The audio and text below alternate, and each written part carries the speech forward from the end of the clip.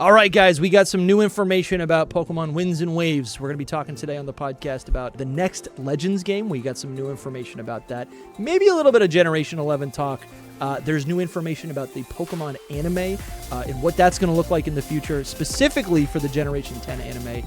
And yeah, like I said, we got a ton of information about the Generation 10, the new game that's coming out next year, Winds and Waves. I'm excited to talk about that on the podcast today. Welcome back to Hidden Power.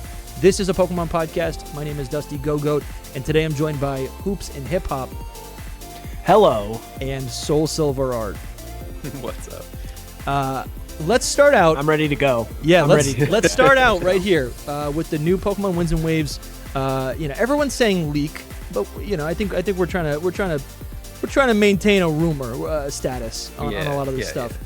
But so it seems like the Elite Four for Winds and Waves, which is kind of cool to think that the like a true Elite Four would be coming back. That's actually low key. That's actually news in itself that the Elite Four is coming back. The Elite Four would be a water, grass, fire, electric core. And I kind of love that for a 30th year anniversary game to give us an Elite Four. Classic. It's so classic. Yes. That is the starter Pokemon plus Pikachu. I love to see this. What do you guys think? Yeah, I love it too for what you just said. It's just a great like anniversary type of thing to do. And on top of that, it also would give us grass and fire and electric type Elite Four members, none of which I believe we've had fire, but I don't think we've had grass, and I don't think we've had electric. So it gives us some brand new Elite Four type. Ooh, dude, the grass type's making it to the big leagues. Love to see that. Yeah, right? That's kind of weird that the grass type wouldn't. Yeah, why is the grass type not made it to the Elite Four? Probably because it has a lot of weaknesses. I don't think there's one. And electric types are frail. That's kind of crazy. And the crazy thing too is there's a lot you can apply from this, because it's like, okay, if these are the 4 Elite Four members, obviously it's fun, gives us new typings for the Elite Four, but then also that means that there's going to be either a lot or like some strong Pokemon in those types coming in Gen 10. Yes, I was just going to say that. So it's like, what grass types are we going to get? What electric types are we going to get? Because they got to be beefy. 100%. And I'm looking at like the Hoenn League right now. Every single Pokemon in the Hoenn League is a Generation 3 Pokemon, originally. Well, that's not. Well, I mean, that's not always the case, but like sometimes that is the case. So like if we have a new electric type electric type specialist, they're gonna have up to 5 brand new electric type Pokemon. That's sick. That's kind of insane. Yeah, that's cool. Fire, grass, even. Yeah, that's super fun. Electric is gonna be so fun. And also, I'm looking at these rosters here, and with the whole 300 Pokemon rumor, maybe this can help us address the fact that Glacia has 5 Pokemon, but she actually only has 2 Pokemon because she's got like doubles of everything. Yeah, like that has always been a problem with Elite Four members, and it's like if we get 300 new Pokemon, maybe that helps us. Maybe that's one of the reasons why, so we can actually have an Elite Four member with 5 different Pokemon. Remember Aaron, the bug specialist in Sinnoh, using a Dustox and Beautifly? Like, what are we doing? What are we doing? True. I love him though. True. I mean, I love that bug type made. Yeah, he's cool. Elite Four too. He is cool. His team gets much better. His team gets much better as it progresses. Ooh, look at it in Platinum. When they actually utilize the decks a little, it gives him a good team because he's got Yanmega and Scizor. Flygon. Oh, I guess we have had fire. Yes, we had fire. We've had water, which would be. I guess we've had a lot of ice types trainers who end up feeling like water type trainers. With Lorelei and what's her face, but we had water in Kalos. We had fire and water. Okay, that's kind of interesting. But never grass. I'm pretty sure. Yeah. Never grass is just like the basic, like the starting type. Yeah, dude, I almost forgot about the Furfro Elite Four. Do you guys know about the Furfro Elite Four in Legends ZA? Yeah, I know about them. I hate them. Shout out to them. Shout out to them. That's crazy. Wait, I'm going through the years now. I like how they made the Bulbapedia list. That's kind of they're technically the Elite Four. It's true, they really are. We should also talk about like what is the vibe we want for the Elite Four, because you mentioned Elite Four making a comeback. We did not have them in Gen 8, and then Gen 9 was technically their comeback, and they did a kind of sort of a A weird one. thematic thing with them, which I liked because it was like a test exam sort of Yeah. thing. Mhm. And that made it feel really interesting. And I also liked how there was like progression with each room. Like each room wasn't like kind of removed from all the other rooms. Yeah. Like there was like a story that was being told with each as you went on to each Yeah. room. And that was a lot of fun. And then there's also obviously like the characters too. Like I remember the first Yeah. time going through the Elite Four and running into Poppy, and I was like, "Who is this child?" Yeah, this is insane. What is this child? Like, What is like going I don't know on? if I don't know if I this person is an Elite Four member, and Larry too. I was like, they're Larry was reusing a fun. gym leader.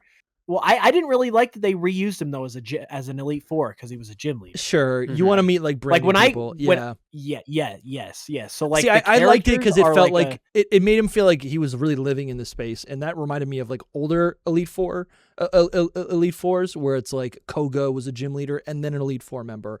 Wallace, got Yes, got that the I upgrade. like. Like those types of things are fun to me, and so seeing Larry brought up, I did appreciate that. I will say, in Larry's defense, like it was kind of part of his character too, because he talked about how Yeah. like Yeah. they're overworking me. Yeah. I'm both. I'm He's doing like, both. I have to be jobs." both. Tough Yeah. economy. So that was kind of yeah. funny. But like, Yeah, what this vibe is would a we want? thing.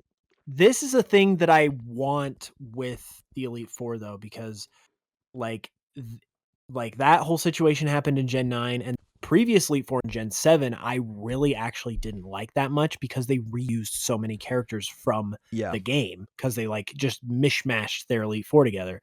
And so like what I personally want out of Elite Four is new characters that we either like haven't seen at all, or at the very least like we just met them earlier in the story because Yeah. they are these big bad Elite Four members, and like Yeah, strongest. their characters are developed, so we like meet them a little earlier. And I also want like I want some aura out of them. Like that's Yeah. that's why I brought up Poppy, because like the aura was not there with Poppy. So Yeah. she was fun. It was but interesting, that's for sure. You're like, wait, what?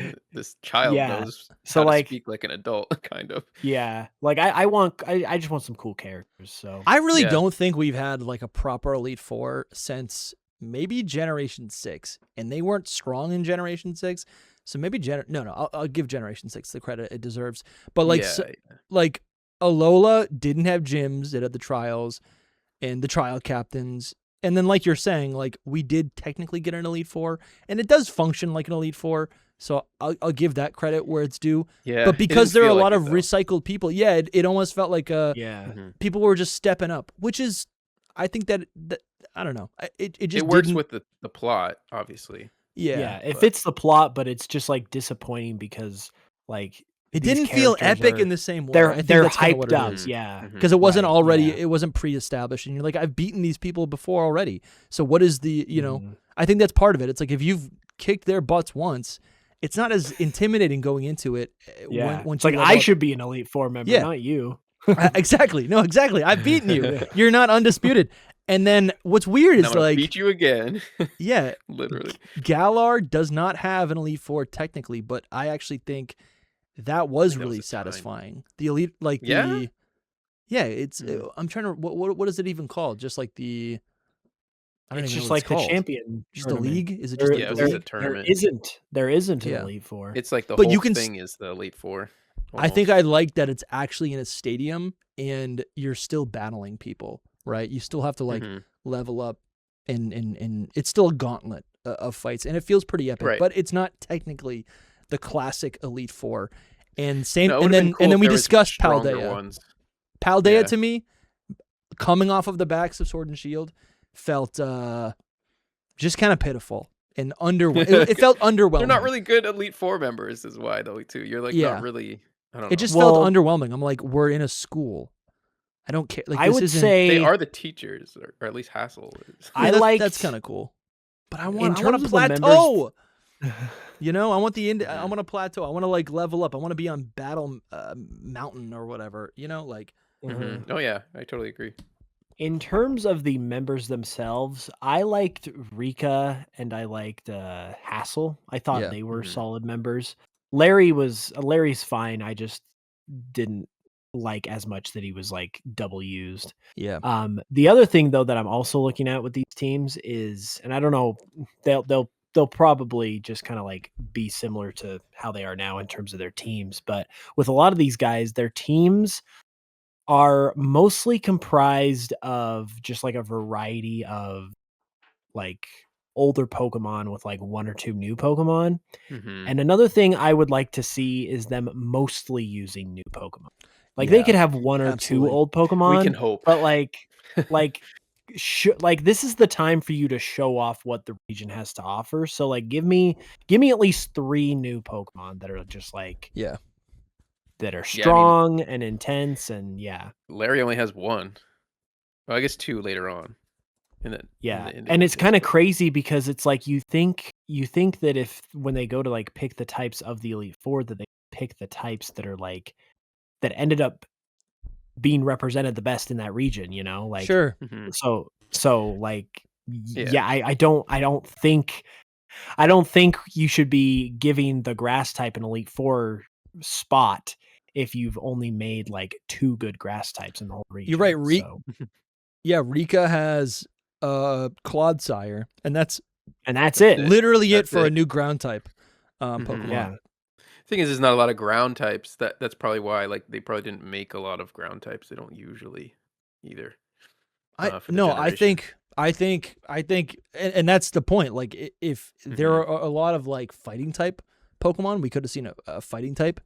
Well, I guess they also need to balance it to the gym leaders because it can't overlap the gyms, right? Mm-hmm. That's maybe part of it as well. But anyways, so going back to this rumor. I will say one more thing. Sure. Is Hoops was asking about like a theme. Well, this picture, if you go down, she is one of the Elite Four members, the Water type Elite Four. Okay. So this is what I'm talking about right there. Yeah. See, this is the kind of new character that I want. So, what if she ends up being like your mom or like Gym like Gym 1?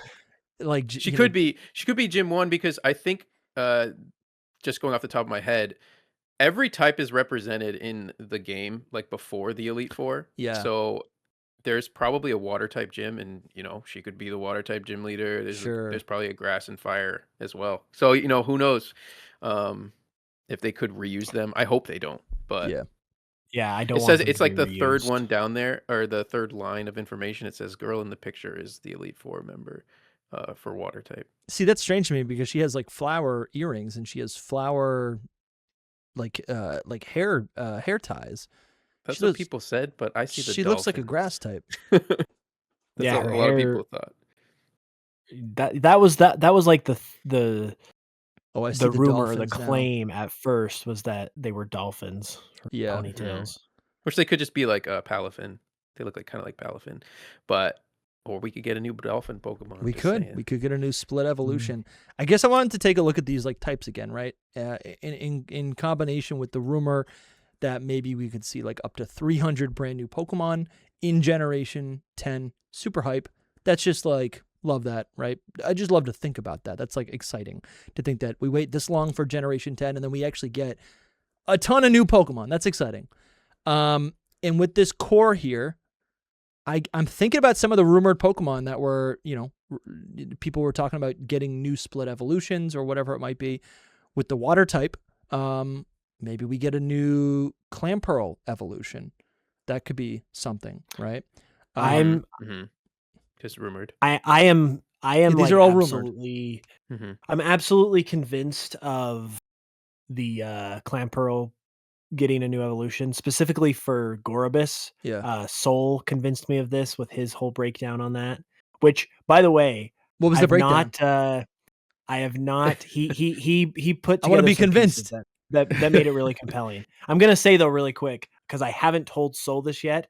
I totally ripped that idea for a video that I'm doing. That's totally loud. I'm like exploring these ideas with designs, and I was like, that makes perfect sense. So I'm just gonna use it. That's sick. That's sick. So, but what was the idea? I have to go to the basically, you should tell him, Soul. It's I mean, I wonder what convinced you. I don't really remember. So basically, there's Gorobus, And obviously, we talked about how Gorbis is a dive-specific Pokemon. Diving's coming back, blah, blah, blah. That makes sense. Oh, but then Gorbis... I know where this is going. Gorbis is a deep sea dive exclusive Pokemon, so that makes sense.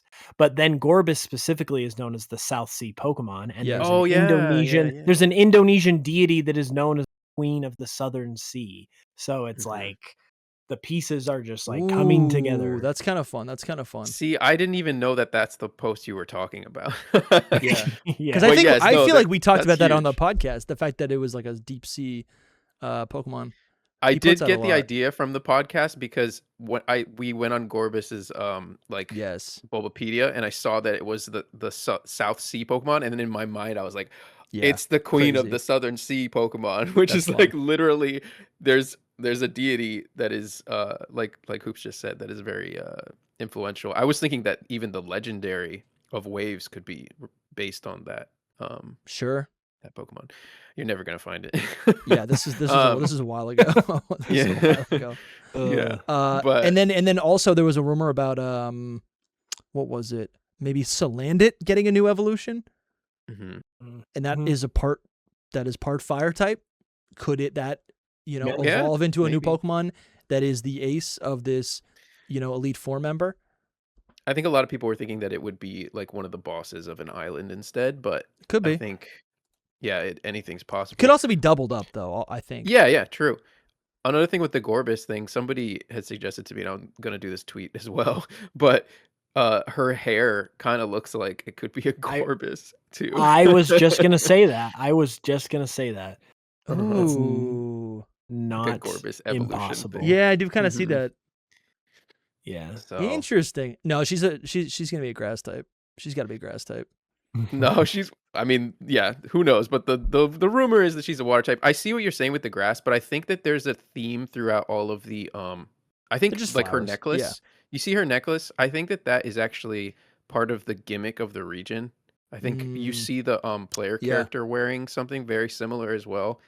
So I think that has to do with it, and the earrings might just be related to that as well. So no, that's fair. There's a little bit of stuff going on there. I think about Phoebe in Gen 3, and she's a ghost type trainer. She's got flowers in her hair. Yeah. Flowers can just be like they're just decoration.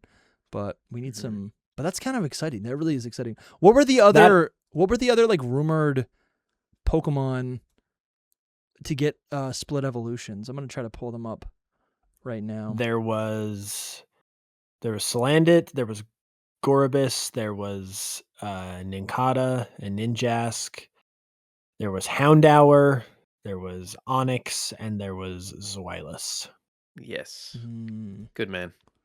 Onyx maybe being if Onyx gets a water type evolution, that could be on the water type Elite Four. It could also be fire, because first thing I think of when I think Onyx, I think volcanic, like volcano.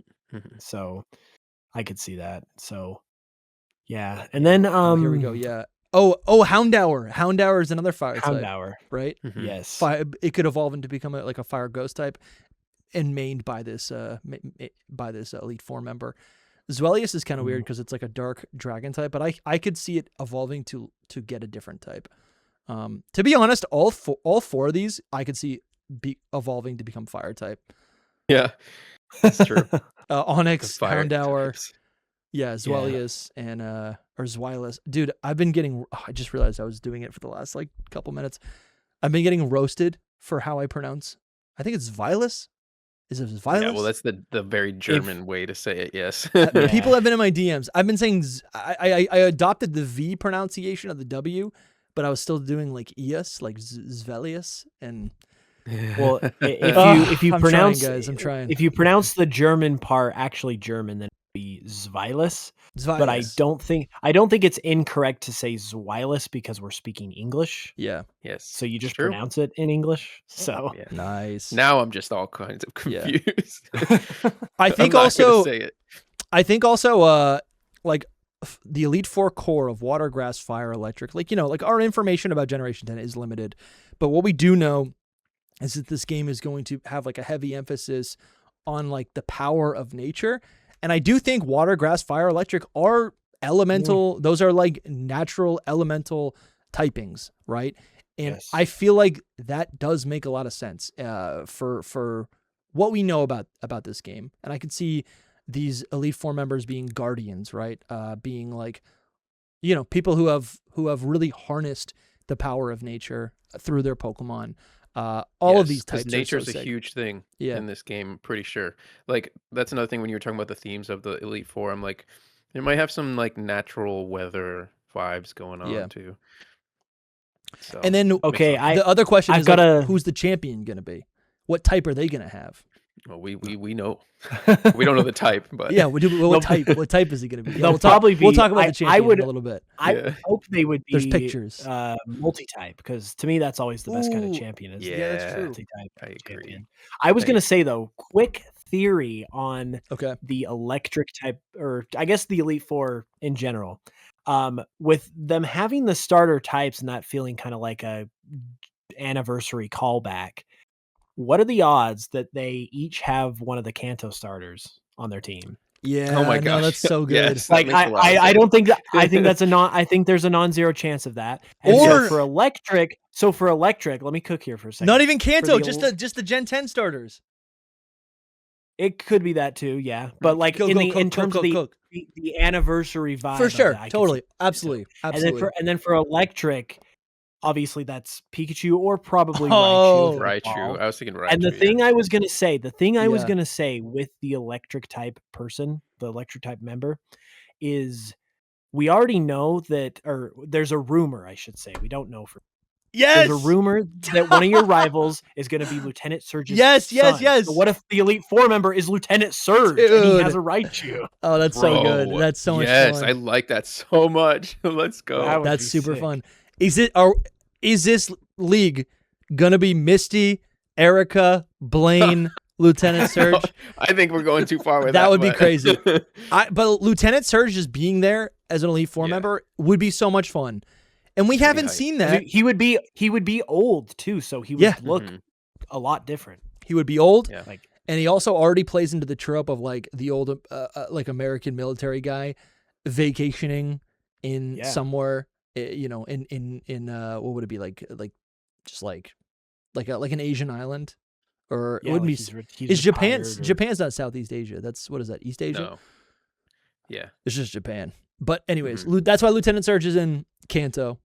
And Well, then, no, yeah, like and then he's he's now gone to he's this in region to retire because Yeah. it's like a resort region. Yeah. From what we've Yeah. seen. This region is like the vacation region. bro. Kind of like that's what you do. I love that.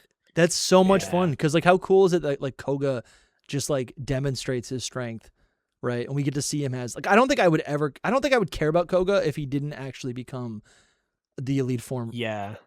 like an Elite Four member in Johto. Like that is so cool. Yeah. So like earlier, and it's important for me to clarify this because I obviously was just talking about how I want new characters in the Elite Four. Yeah. But like with something like Koga did it right. a because legacy it was, like, character. he was a gym leader who then got promoted to be an Elite Four. Yeah. And that's just such a cool dynamic. And also he wasn't in the game at that time either. So there's a difference Yes. between like bringing back an old character in a new role versus reusing a character that was already in the game. And so like that's why Lieutenant Surge would be cool because he's being Yeah. brought back in a new role. Yeah. Mhm. No, that's totally true. Because like in Johto, Koga, you don't see him anywhere else. Bruno is a mainstay. Like he's there from the Kanto games, but again, you don't battle him He was up until that strong point. enough. And Lance, who you do see earlier in the game, is not a gym leader. You've never defeated him. All you've seen is his strength, and then the surprise is that he's the champion. So like, it kind of maintains that. Where in recent generations, man, I love the Furfrau. The Furfrau Elite Four. I got to battle. I don't think I've ever battled them, but yeah, with the Alola Elite Four, it's like you've defeated most of these people already earlier in your adventure, so it like doesn't have the same sauce. That's kind of what. Just to clarify what you're saying. Interestingly enough, the second point on that rumor list is that the Elite Four like with you. Okay. Unlike most previous games, the E4 and champion show up throughout the main story. So they'll be around. Yeah, okay. Will But, they be like, gym leaders? here- I don't know. Maybe. You know, That is not necessarily. That's actually, I would say, a good thing. It depends on the context a little bit. but like if they show up in the same way that like Cynthia shows up, for instance, where she's like involved in the story, or Lance helps you defeat Team Rocket, like those are great examples of using these characters earlier in the story because it like builds up their character. On the flip side, though, like we've been talking about, like I don't really want any of these characters to be gym leaders I've already defeated. Yeah. I would Right, prefer them right. to just show up in terms of like a plot element, Mhm. so their characters can just kind of be like fleshed out a little. Yeah, In that sense, it's cool. absolutely. Mhm. Guys, well, so yeah. So I mean, I guess we could read this whole thing. Girl in the pick is the water type Elite Four. Just like Scarlet and Violet, the game story will have 3 routes. Okay, this is a little bit different. Just like in Scarlet and Violet, the game story will have 3 routes. The source mentions the story is better than Scarlet and Violet, with better world building and more compelling character development through the 3 routes. And what they're talking about are the different like quest lines, right? Is that correct? Yes, exactly. In Scarlet and Violet, it was what the you have the gym challenge. You can do you can battle all the Titans, and then you can do Team Star. Mhm. So in this game, it would be a little bit different. And this is something we've known for a while as well. Yeah. This comes from the Terra Leak, yeah, mostly. okay. But yeah, Oh, we actually have That's some similar. names. It says one of the routes is Legend Tour, and then the other is Maha Tour. Maho. Mahao. Tour. What is Wow. that? Do you know what that means, Soul? I don't know what. No, I don't know. I also some of this information I like try to almost block out a little bit of story stuff just so that I can like experience it fully. But Beer. I The I beer also- tour. No, yes. dude. Is it the Mahao? beer tour? Mahao. Beer Magic. tour. Mahao is a Magic Jap- makes sense. Yeah, the beer tour. There Maha- was a beer. There was a beer brand. Mahao Tour. Bar Mahao crawl. means Bar crawl. Mahao is a Japanese word for magic, sorcery, or witchcraft. So that's Yeah, I kind can of see cool. why they. That feels right. Yeah, it feels right with the Majin stuff. Yeah. So maybe that's like where you learn about the magic. Yeah, that's probably what that is. What would Legend Tour be? Legend Tour is maybe like the history of the region, or maybe it's. Oh no, it says it right here. The Legend Tour will involve defeating bosses to power up the Konetsu, the seed Pokemon, like the legendary quest in Scarlet and Violet. Okay, so that would be like, yeah, you're leveling up your ride Pokemon. The Mahao Tour is related to defeating bosses that use the new battle gimmick Netsu on raids. Okay, so we clocked that. And that, yeah, a lot of this, it's cool to see these words, but yeah, this has been in the Terra League. We've known about some of this. The idea in the Terra Leak, but I would take the details with a grain of salt because for me, these are rumors. So like as you're reading through it, just be like, okay, it could be this. Sure. It could. It some of these are familiar. Yes, and like it. So it's safe. unsure to begin with, and even if it is accurate, it could always be changed because the information has been obtained at a fairly it's wishy-washy, and it's been obtained like at an earlier stage. So one thing I was gonna say though is we've talked about the seed Pokemon a lot and like whether that's gonna change or not. Sure. I'm kind of like starting to be convinced that like what we're hearing is gonna be how it is, because I just kind of had the thought that it is basically consistent with every legendary Pokemon we've had for like the past several generations, because they've been doing a trend where you meet the legendary Pokemon early on in the game. Like we got Cosmog Gen 7, so Zacian Zamazenta Gen 8, Rhydon Gen 9. So this is kind of like a wave that they're riding where they just show it to you right away. And so that just totally checks out with everything they've been doing. So it's like Netsu get in the bag. Yeah. Konetsu get in the bag. Maybe, man, maybe every okay. If there's a seed Pokemon, maybe this is something that like a lot of people have access to. Or if it's like what does a seed become? It becomes a plant, which then has flowers. Like maybe just flowers are just going to be part of the imagery, or like just like a lot of what we see in Look the at this region. girl. That's what I'm thinking about. Yeah, this girl's got like Well, I flowers think, all over her, but she's a water type gym leader. Yeah. I Exactly. think flowers is winds. The theming Like of petals the in the seed winds. the theming of the seed Pokemon is very much, I think, going to be like if it is actually a seed, I think it's very much going to be like the idea that the seeds of the future are being planted because Right, it's a baby Pokemon, so it literally will be the seeds of the future. But I think there's also going to be a larger theme in terms of like the series. Like this game is going to plant the seeds of the future of the franchise. Yeah, That's kind of cool, man. That's what they're kind of trying to epic. tell us. Yeah. The rest of I this love rumor it. says post-game will be focused on the MMO features and co-op versions of the Mahou Tour raids. So pretty standard. Whether I mean that doesn't really just I feel like that doesn't tell us much. That's like No. what post-game has been.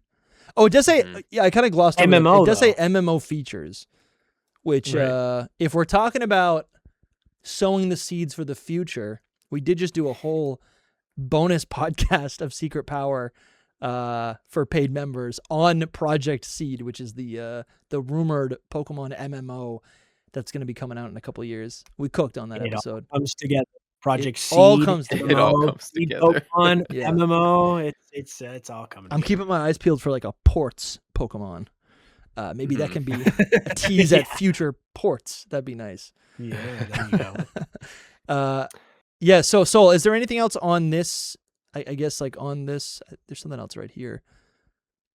On this rumor, Soul, is there anything else? Not that I know of. He pretty Okay. much covered most of that.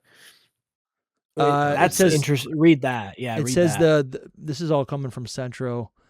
It says the source claims that the graphics in the reveal trailer were purposefully lowered to improve performance, not show frame drops. The newer builds of the game are higher fidelity, but could drop down to the trailer quality for the final release, depending on how the optimization process goes. I mean, that's kind of crazy. That's kind of crazy to me, because it looks good. Yeah, I don't know. It does look good. It looks good. I mean, like that's not. Mhm. I don't think it looks bad at all. Mm-hmm. I don't know how much I believe that whole thing or like what information even is that, but I don't know. I would take. I mean, if it Yeah, ends the up rumor looking is better, it could be this or this. Who knows? Yeah, exactly. if it ended up looking better, that would be fantastic, obviously. But I will take how it looks now with like 60 frames a second. Yeah. I would be completely happy with that. Like, Yeah. I'm I would not. I'm not worried about it, to be honest. I wouldn't complain. I'm expecting some good stuff from Yeah. that whole situation. Let's do something fun. Let's switch over now to our sponsored segment. We're going to be opening up some Pokemon cards. This is all because of our sponsor, Awesome CCG. It's my favorite place to get Pokemon cards, and you can get 5%. What is it? 5%? Yeah, 5% off using code Hidden Power. Links in the description. Check it out. This is a new pack. Yeah, we're trying to get the Kecleon right now. Let me make this full screen actually, so you guys can see what we're pulling. I clicked on your screen so I can see it up big too. Let's see. Here we go. All right. This is the new. What is this set called? It's the new Mega Rayquaza set. Storm Emerald. Emerald. You got it. All right. Emeralda. And we pulled some heat last time. Right up front. Let me zoom in a little bit. Boop. Yeah, this is good. We're gonna like this. We've got. Ooh, What do we got? Hypno. creepy. No. Oh, dude, Spinnerack's looking nice. That's a good card, man. Dude, Bug Pokemon are the best. there's something about these like old school cards. And what I want to no, Bug listen. Pokemon are the best. And what here, let me rip the pack, and then I got a challenge for you guys. We got Combi right here. Ooh, Flower Binder. Yeah. Flower Binder. Oh no way! We got an EX Talonflame. Dude, we got some shine on that. That's so sick. All right. Yeah. And on the Very back, nice. we got Druddigon. Druddigon. Love this dude. And actually, My king. so sick. There's some good cards here. Let's rip one more pack here. We got one more pack here. And what I want to do afterwards, after we rip these, I want to speculate new Pokemon evolutions for one of the 10 cards that we're pulling. This Growlithe card is pretty nice. Not gonna lie. Cute, man. That's so cute. Dude, a new Growlithe evolution would be nutty. Do you remember the water type, the regional Arcanine rumor from Yes. Generation Yeah. 7? I will never forget that. My Yep. God. All right, we got Good times. Growlithe, It's funny. another Electabuzz. Love that card. Yes. I was gonna do the Fletchling. sound effect, but I'm just not gonna do it. Zinnia. Yeah, bing, bing. Yeah. Oh, and then we got Landorus. I almost have all of dang. these. I almost have all of these genies. All right, let's zoom this out. I want to talk about this for a second. What? Out of those. We got to give these some evolutions. I'm gonna put down. Yeah, let me read them back to you and for listeners. And listeners, let me know what evolution you want to see in Generation 10 from all of these. I guess it could be. Listen, you could speculate a form. You could speculate a regional form. We do have Landorus here, which obviously is not. Landorus is not. Landorus is not. He's not evolving. It's not gonna get an evolution. We got Fletchling, Electabuzz, Growlithe, Druddigon, which probably needs an evolution. He's the one. Talonflame. He's the one. Combee, Spinarak, and Hypno. Yeah, you guys want Druddigon? Yeah, I think Druddigon, even for just a form, but an evolution would be peak. But I think in Winds and Waves, it's very realistic that we could see him get something. An evolution would be, And what would the form be? Yeah, it's tough to say. I've always imagined him becoming a part rock type because he's a cave dragon. Yeah. I've always thought like I've had this idea in my head forever that like if it lives in a cave for long enough, it just evolves into the cave and becomes a cave dragon. Wild. It becomes a hermit. Yeah. He starts feeding on the rocks. Yeah, definitely more gargoyle. Yeah. More gargoyle. But I think they could go like another direction. I mean, he's already like. I mean, okay, if we're just gonna lean into Druddigon here, let me pull this up. Let's just lean into Druddigon now, because I was gonna challenge it. Druddigon. I mean, there's always Hypno too, but I was gonna say Hypno as well. Hypno definitely could use an evolution for sure. Yeah. Okay. This is Druddigon. It warms its body by absorbing sunlight with its wings.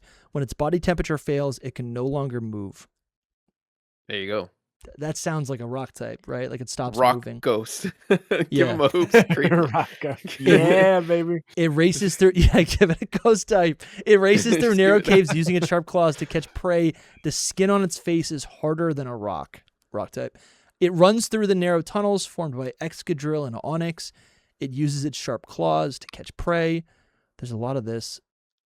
Love this Pokemon. Yeah, dude. I think that. Oh, Druddigon lives in caves, but it never skips sunbathing. It won't be able to move if its body gets too cold. Could it get like an ice type evolution, like an ice type evolution where it would kind of embraces? It would be cool. Ice type. You guys make jokes, but like if they put this guy in the snowy area. Waves, he could become a ghost type based on that description. And that would be kind of cool. That would be kind of cool. that would be kind of cool. I really do want to see Electabuzz get a new split evolution. A lot of the Generation 4, a lot of the Pokemon that got new evolutions in Generation 4, I feel like if we're going to get a whole batch of new, of new cross-gen evolutions in Generation 10 to fill that 300 Pokedex, like I think things like Electabuzz, Magmar, Snorunt could even get a new evolution. Like Yanma could get a new evolution. Like I'm not saying I dislike their Gen 4 counterparts, but like I think because their evolutions are, I don't know. It's like those evolutions are almost like specific to the Japanese region, to Sinnoh. They almost feel like regional evolutions. I know they're not, but they got them in Sinnoh. So now that we're in this brand new part of the world that we've never seen before, how could they evolve differently? So something that I've actually noticed on my own time is that we've gotten to a point where there's a lot of Pokemon that have either a new evolution or regional form, some kind of form, to where when I'm personally going through the decks and I'm like, what Pokemon should I give a new evolution to for my video? Sometimes it is kind of tricky depending on what I want to do because there's already so many Pokemon that have new forms. And I don't doubt that Game Freak might have like come across this themselves. Sure. And they're like, okay, how do we challenge this? And maybe maybe their solution is let's just go back through the list again and start giving a lot of branched evolutions to Pokemon. Yeah. And then they sort of justify that by going to a region that has tons of diversity and the point of it is that things evolve differently. So like I think there's actually a lot of precedent for there being branched evolutions in this region outside of even like the rumors that we've already gotten about it. So I would not be surprised if we actually see a decent amount of those. Guys, go get some Pokemon cards. You can get the Japanese ones too. Links in the description. 5% off.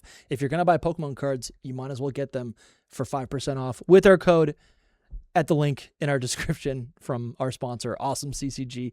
Thanks for the cards, Awesome. Appreciate you guys. Man, it's tough out there. It is so tough to be a Pokemon card collector right now because finding the product that you actually want can be nearly impossible. And that's why we've partnered today with Awesome CCG. Awesome CCG is my local card shop, and they are always my #1 choice for getting cards because they always have product. Good luck finding anything at Target. They've got 2 locations in New England and an online store. And right now, just for Hidden Power listeners, you can use code Hidden Power for 5% off any regularly marked products. Pokemon cards, plushies, board games, Magic the Gathering, any other TCG product that you can think of, they probably have. And right now, you can save 5% on the latest Mega Evolution products with code Hidden Power, and the timeline for the rest of the year is looking pretty slick. The next English set is all about Mega Rayquaza Gen 3 ports. That's going to be releasing in November, but if you want to be slick and show off to your friends, or maybe your wife, or maybe the Discord group chat, you can get a bunch of these brand new Mega Rayquaza cards right now in the Japanese set Storm Emeralda. So you can get all these beautiful cards 3 months early, and personally, you didn't hear it from me, actually you did hear it from me, I think the Japanese cards are just higher quality. I don't play the TCG.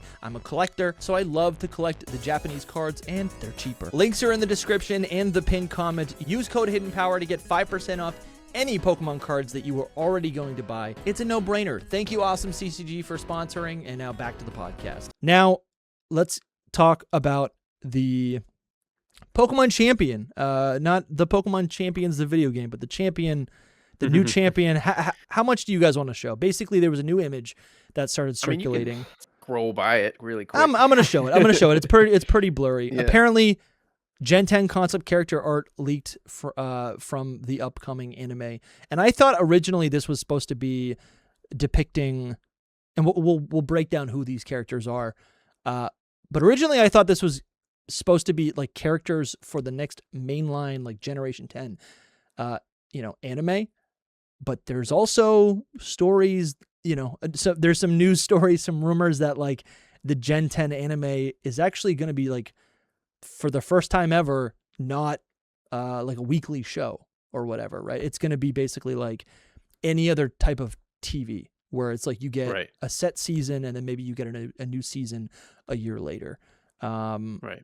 But there's a lot here. I'd love to hear what you guys have to think about this. Yeah, that's kind of beautiful though, by the way, just since we're on the anime. I think the anime only benefits from that kind of change. If that change does happen, it's like, yeah, it's seasonal, so you just get like a season and it's dedicated and good. You know what I mean? Instead of just like we have to put out another episode. Yeah. So less this entire year. Yeah. Yeah. And correct me if I'm wrong, but like I almost want to say that that's kind of like I'm sure there's shows stateside that do that, but like most TV is just like seasonal, like that I've seen. Like it's like they come out with a fall season and they come out, they just do one a year. Like I've never really followed a show that was literally like new episode every week, unless it was like in the middle of its season, Yeah, it's mostly anime that does that, and that's why. Yeah.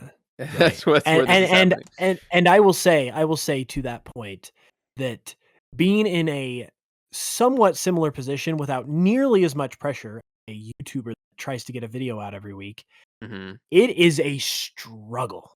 Yeah, like it can be a struggle to just constantly be churning out something, let alone having to do it like with the brand name of Pokemon. So I do feel like if that does shake out that way and like that is the shift that they're gonna do, I feel like that can only be a good thing because it just gives them more time and less pressure. I might actually watch it. I feel like I've been avoiding anime.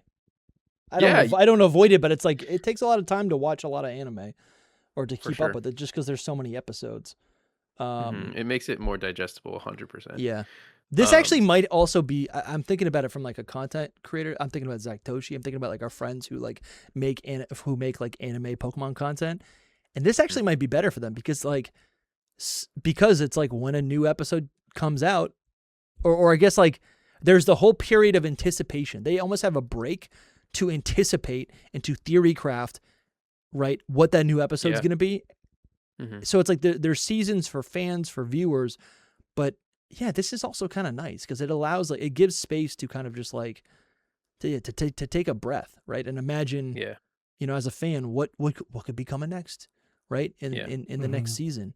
That's kind of fun. It's also kind of just historic because they've never really done it before for Pokemon. So there's Yeah. that whole thing where it's like, I was oh, seeing when I was first looking into this, I was seeing everyone freak out about it, and it seems like the story is breaking with a lot of fear mongering, like the anime is ending and that mhm. kind of thing. I mean, look at the But picture. the more I looked into this, it's like people who know what they're talking about are like, no, this is like actually a good thing and it makes a lot Right. of sense. And there's like tons of other animes that have done this recently. Like apparently One Piece did this a while ago. I heard Dragon Ball might do it. Like it seems like fairly standard at this point for the kind of anime that Pokemon is. Like it is a big shift, but it doesn't seem like it's like you hear Pokemon anime changing, ending, like it doesn't seem like it's like as scary or as Yeah. bad as it sounds.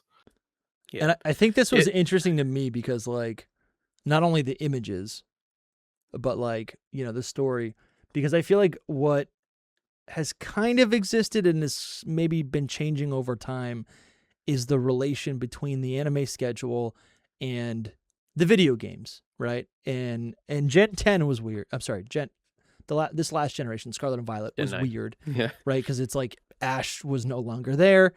And so it's Mhm. like there were some cool like lore things that they were able to introduce into the anime, which was kind of interesting for like our purposes, trying to understand like what the, to as supplementary, the anime became supplementary material to the video games. That was kind of cool. Mhm.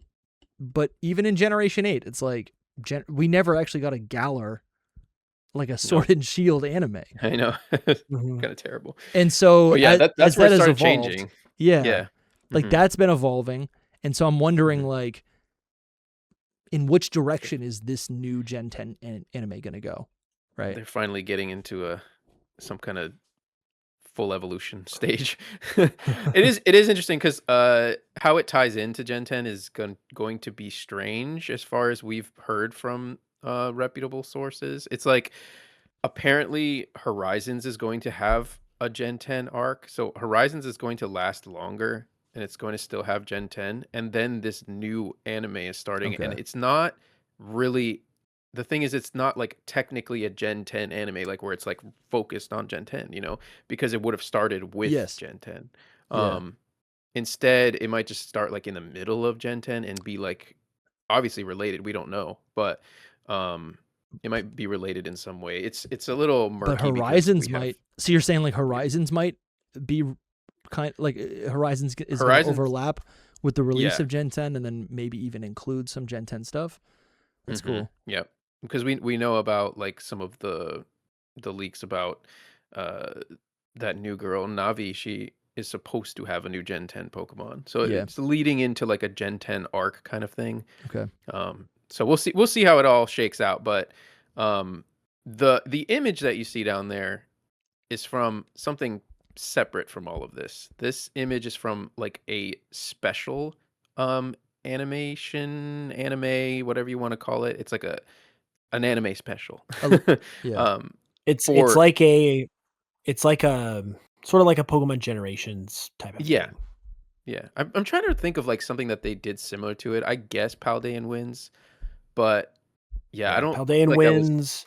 yeah, There's the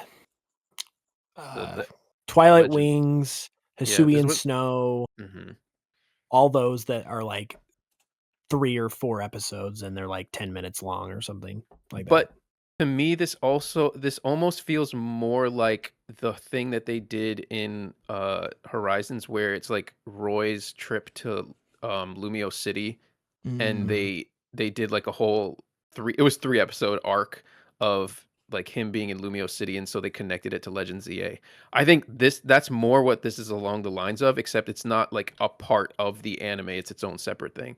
Um, the reason I say that is because this is so interconnected with Winds and Waves. So Yeah. apparently in It front of could us, we have the champion and the professor, but the professor is a child, and the champion, I mean, at least he's a teenager, and the champion's a little older. So it's like, it's confusing because we've seen the professor in the Terra Leak, and he's an old man that looks like Darwin.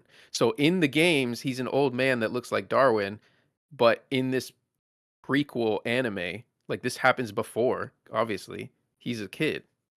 So it's like And how early did this happen and all that? I guess it's like a this prequel. ties It could just back be a prequel. to Oh yes, yeah, spit. I know what you're this saying. ties back to what we had talked about previously, because we had actually talked about this rumor a while ago, and the Mhm. rumor was that there was going to be this promotional anime miniseries. It was going to take place before the events of Winds and Waves. The professor was going to be young, and all of this is checking out based on this concept art. And the other thing about that was that the professor was somehow going to be time traveling, either like back to the past, or I think it was back to the past. Like he time Mhm. travels That's the back only to the thing that makes past, sense. and then he Yeah. like ages up from there into the events of Winds and Waves. So the point of all of that was that Winds and Waves is going to have a time travel related plot. And we were discussing, like, would they do that? Because they just did Scarlet and Violet. Like, that would be crazy, obviously, because it's time travel. Yeah. And I honestly was not sure, but like, this seems to be corroborating a lot of that, which Yeah. is That's so crazy. Yeah, That's so crazy. interesting. I'm thinking now. I forget if this. I'm thinking now about like the connection between like time travel and evolution, right? Evolution is Mhm. not something in the real world that happens overnight. It's like, it's literally just like all these small little generational evolutionary advantages, right? And there's like Mhm. it's like this constant pressure towards like symbiosis or like balance between like environments, and and the creatures that live within it. But time is inseparable from that because it takes so long. And now I'm thinking about maybe, right? We've seen professors be bad guys. We've seen professors be good guys. But I'm thinking about this like idea of time travel as a like could this professor, or could maybe the evil team, or whatever, could there be a like an attempt to time travel to reverse or to fix evolution? And part of evolution is like you end up with extinct animals, right? Extinct Mhm. species. For And sure. part of evolution is also, yeah, that I don't know, that's really interesting to me. It's like trying Yeah. to save what's maybe already gone. That's But a that does good seem read on it, I think. I guess it Yeah. does seem close to Scarlet and Violet, though, is my only. It is, because it's literally a time traveling professor, which is Yeah. what we got in Yeah. Scarlet and Violet. But that plot is not going to happen in Winds and Waves, though. It's just like a backstory of the plot. That's the Okay. thing. So maybe this is Because the backstory. yeah, exactly. This is a backstory of the plot, which is the professor's already an old man in Winds and Waves, and he's already gone through whatever the That's heck this kinda is. Because fun. this is complicated, though. This is like, what makes him go back in time? Why does he go back in time? And apparently he has a rivalry with the champion here, but this timeline is going to get basically erased because he's going to go back in time and be like a full adult. And are there going to be two of him? Like, you know what I mean? Like, it's really Wait. confusing. Yeah. Wait. So You I get want into the to make time sure. travel stuff, and you're like, Yeah, whoa. I want to make sure I understand this. So in this image, there's three characters. There's a little girl Mhm. with a Chansey. There's Which we don't know much about her. there's a guy with gray hair that that's supposed to be the champion. Mhm. And then there's a guy with At this point, he wouldn't be, I don't think. But and then there's a guy with blue hair who would be the professor. Mhm. And so is there evidence of time travel in this image? not in the image, but in the information that we have, because we have literally Yeah. seen the professor. Yes. And the champion. Actually, Ball Guy recently had his profile picture as the champion before this image came out, Okay. and not a lot of people caught on to it, but it was the champion. But he's older than this too, because in Winds and Waves, time has passed from this prequel thing. So what Um, I guess what I'm just trying to make sure I understand this. So like these screenshots, these like leaked screenshots from this anime, mhm. I mean, I guess I'm just like, okay, what would like, could the anime actually just be a prequel story that has nothing to do with time travel, but we're still seeing like the setup for what could be in the game? Unfortunately, no, because it just doesn't make sense how he would be so old, and the champion. I don't think would he be, looks old at all. Like the guy in the middle. No, the kid in the game. Like you can pull up maybe in this specific tweet. If you click on it, you'll see someone posted in the comments. There you go. There he is. No, I've seen. No, that I've guy becomes him. Yes, I know. So Um, what I'm saying is like the anime could be a 40-year prequel to the event, or 50-year prequel to the events of Winds and Waves. So this doesn't indicate time travel. This indicates that we're seeing a story of when he was a kid, and then seeing a story when he was, we're playing Winds and Waves when he's an adult. It does, only because the champion, the guy underneath, he remains almost unchanged. He doesn't become like an old man or anything. You know what I Okay. mean? Like it wouldn't be 40 years later and he would look almost exactly the same. Okay, because this champion he just looks he looks young. Yeah. So okay. It's that, but also there's been people that have also quote unquote leaked that this is a whole time travel arc as well. The same sources that have leaked this have said Yeah. he time Sure. travels. Okay. so All right. so it's double. I'm just trying to double, separate those different things so we mhm. can understand this. Mhm. One other thing that I've Because at noticed face about value, these guys this just too, looks. Yeah. Sorry.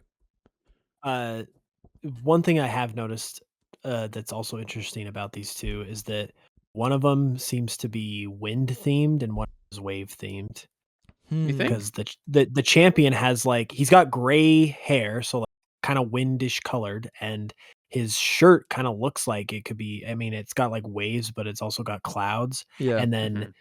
and then the professor, he's got blue hair, and then when he's old, his beard looks like it looks like waves. Yeah. Yeah. So that's kind of the vibe I'm getting from them. Yeah. Yeah. The professor to me looks like just. I mean, not the professor. The champion. Seeing Winds and Waves, to me, he just seems like he's just the champion of that region. He's gonna have a Windy Chew, and dude, I didn't even think about that. The electric type Elite Stop. Four member could have a No. Windy He's Chew. gonna have and a Wavy Chew. wavy chew. So For we don't sure. know anything about this like little girl, but what if she grows up to be that water type gym leader that we saw earlier? Mhm. Because she's got Mhm. the pigtails. Yep. You It's know? possible. And is is Chansey, the axolotl Pokemon, going to evolve, get a split evolution to become a water type? Finally gets a water type. That makes a lot of becomes sense. axolotl. Jeez, Yeah, it Louise. does. That's funny. Yeah.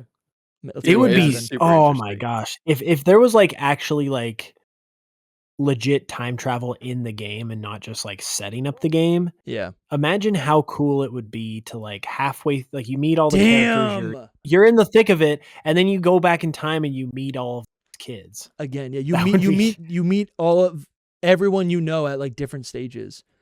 That's actually like- really, really cool. And that's like so thematic to For what the we've been 30th year talking about, like, anniversary. Yeah. it's the anniversary. Like you get to meet them at their different stages of That's life. good. Like that's what the game is about. Is like I'm looking down. back on That's super Pokemon at fun. Yeah.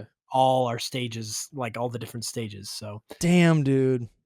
peak that could be sounds good. coming. Peak could be Peak could be coming. It's super interesting. That's a really good idea, Hoops, and definitely could happen and isn't unrealistic at all for the next Pokemon Presents.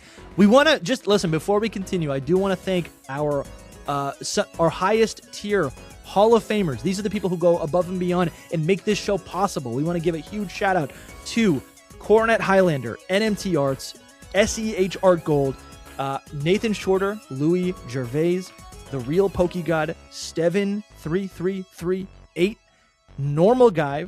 I'm not going to read the numbers. 5157. I guess I did read the numbers. Floppy Disk Repairman, Zoan, Father Dagda, Ball Guy, Lethal Randy, Astro Tempest, Rhine, and Trash Panda. All of you guys supported the mythical tier, and we really, really gratefully appreciate all of your support.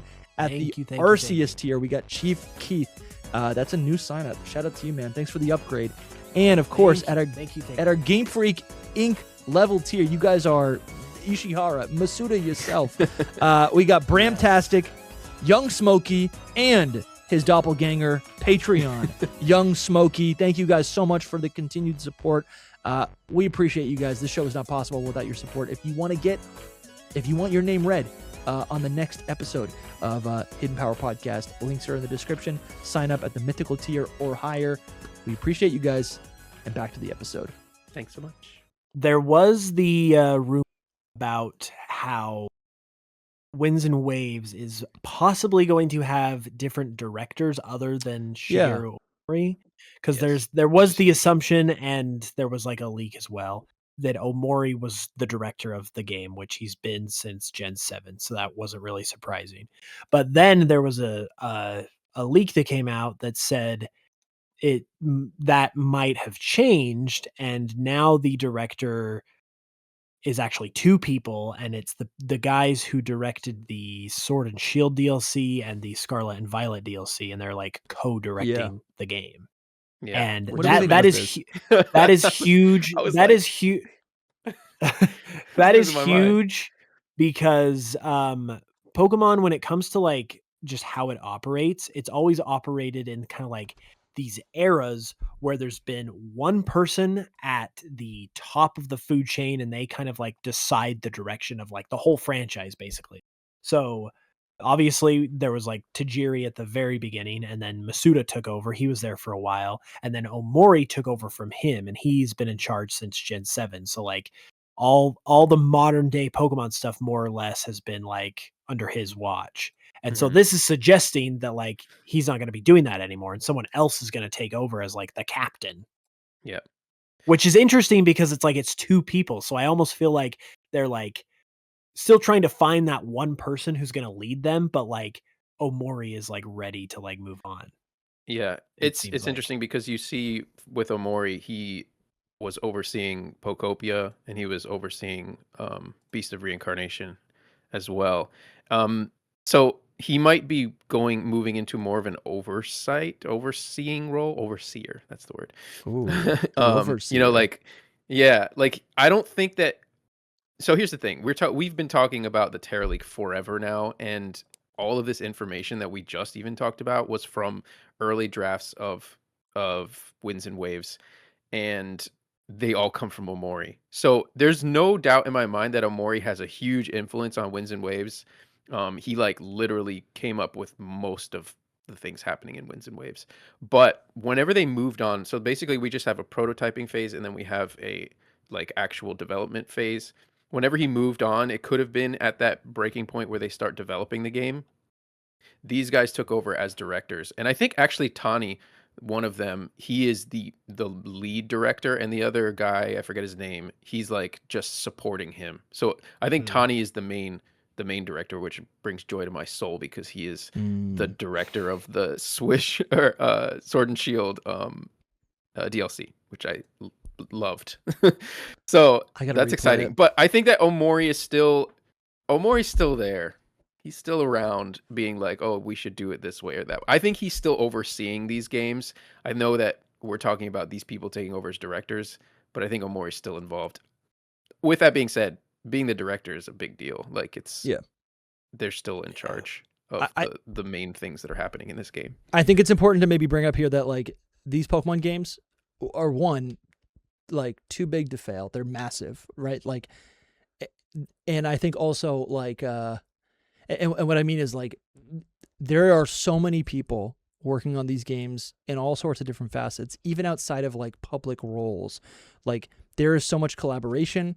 These games, as much as they are products, right, and that they're going to be pushed over the finish line, these Pokemon games are also like they are works of art by multiple different talented people. And so just because someone gets leveled up to a director doesn't mean that they don't have like the phone number of, you know, a previous director or a mentor or someone else, you know what I'm saying? So like, but yeah, director is important because like, yeah, it's huge. And to give you an idea on like what the director of a Pokemon game can influence, when Junichi Masuda took over in Generation 3, that is like literally the whole reason. Like everything about Hoenn is based on his childhood because he went to Kyushu as a kid on vacation, and that's why Hoenn is based in Kyushu. And it's also why like when you get there, you're like in a moving truck and you've just moved there, and your whole family's there, even your dad. Like that's all from his experience and his influence. And like Generation 9 with Omori is very much the same thing because he apparently based the story of Scarlet and Violet on like his his I don't want to say childhood, but kind of Yeah. like his upbringing, because apparently like his His parents life passed away. experiences, His life experiences, you know? yes, that's a good way to put it. Mhm. So like his life heavily influenced that game. So like they definitely put their imprint on it, and we might not see as much of that in Winds and Waves because, like you said, Omori, he's still got his like fingerprints all Yeah, over and it. Pokemon's in a But way like it's in a completely different place than it was, but 25 years ago. But yeah, things are going to pop but up that we can't I even think predict. I think with this, and if especially if it is true and it like is an official like changing of the guard, I think you'll start to see more of a changeover like that, and like things might start to shift a little bit stylistically, especially because if you go back to that picture of those two guys that are doing this, look how young these guys are. Like these guys Yeah. look like our age almost. like Maybe like younger. I like would imagine younger. they're fresh blood. So like they're gonna Mhm. have their own experiences. They're obviously like they probably played Pokemon before they started working at Game Freak and Yeah. like had tons of ideas of what they would do for a Pokemon Mhm. game. So like they're going to be more from our perspective, which could end up resulting in us getting some cool Pokemon games because we're always talking about like, oh, they should do this, they should do this. But like the people actually making the games were like a generation removed from us. And Yeah. now Mhm. they could potentially be like our generation with like much more of like our perspective. Imagine if we I could get think like proper representation in our governments as well. I This don't is know. a huge win. That This was is a huge left win. turn. No, That was bad. that's what I'm thinking about. I'm like, this is beautiful to think that people who are, not so far removed from the player base, right, are now going to be in charge of these Pokemon games. Like it's exciting. We're actually going to see a Yeah. shakeup. If only we had Yeah, that. it's time for some fresh local blood, I and think. in You national know, governments as well. Can you I know you have a personal vendetta with Murray, so can you Yeah. like explain why you I hate mean, him so much? Because I don't I hate think him I that. love him. I don't hate him that I much, think I but love him. I think he's made all the best games. I don't know about that. I think he's just stuck on a whole bunch of he does the same things over and over, and that kind of is like that's what I was just saying is like it's time for some fresh blood. Like I respect Omori and I respect like what he's given us. Some of like Gen 7 is one of my favorite games ever. Like that 100% and even Sword and Shield. But yeah, I just think it's time for some fresh ideas, and I think that the biggest thing that holds him back a lot of times is that he doesn't build off of the games that he makes. Like he could have just built off of them and made new things with that, but instead he just resets everything a lot of times. It'll be good. I do want to say as well that the whole conversation here to me is we don't know when they took over for Omori, and a lot of what we've heard from the Terra League could be completely changed or different. You know what I mean? Mhm. Like this, it opens up a whole conversation of like they came in and they started influencing the game the way they wanted to, different from Omori's like original first draft. This game's development started in like 2022, like the pre-production or whatever started in 2022, and so from then on we don't know when the swap happened between them. And it could be everything that we've said about the Terra Leak could be changed. I don't want to say everything, but a lot of it could be changed since these Mhm. guys took over. They could have been like, well, you know what, we don't really want to go in that direction, we want to do this instead. So up until at least 2024, we could have got something That's different. why that's actually why the leak of the uh the anime stuff, that those images is important because Hmm. I mean, while that technically could still be scrapped, that does show that like did move past the conceptual phase, like the idea phase, Yeah. and at least went into some kind of development. Especially also if they're developing that for the anime, like this isn't even the games we're talking about.